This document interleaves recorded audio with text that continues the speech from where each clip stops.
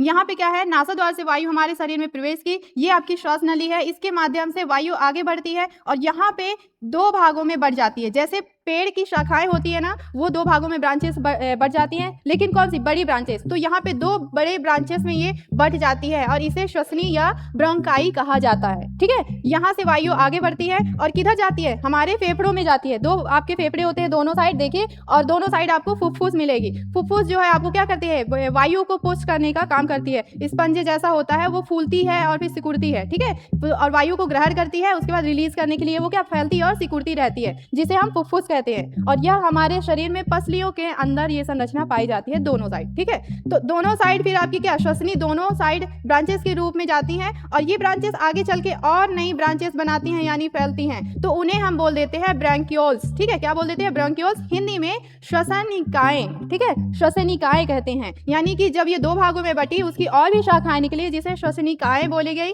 और यहाँ से वायु और आगे बढ़ती है और अंतिम में जा करके ये संरचना जो श्वसनिकाएं हैं, आगे अंतिम में जा करके एक बैलून जैसी यानी गुब्बारे जैसी संरचनाएं बना लेती हैं, जिसे कूपिका कहते हैं। ठीक है, जिसे कूपिका कहते हैं और इंग्लिश में इसे कहा जाता है एल्वियोलाई। ठीक है, क्या कहते हैं? एल्वियोलाई।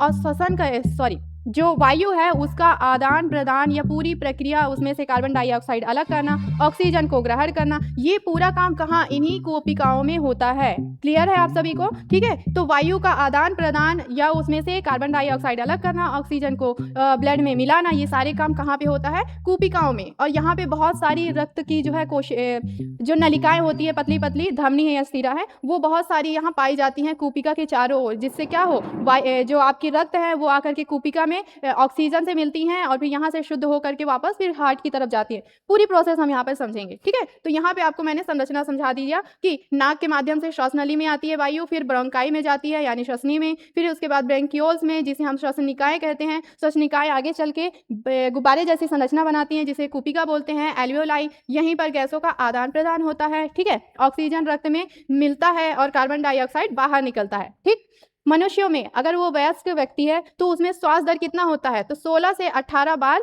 पर मिनट। एक मिनट में 16 से 18 बार उसकी श्वसन दर मापी गई है। ठीक है,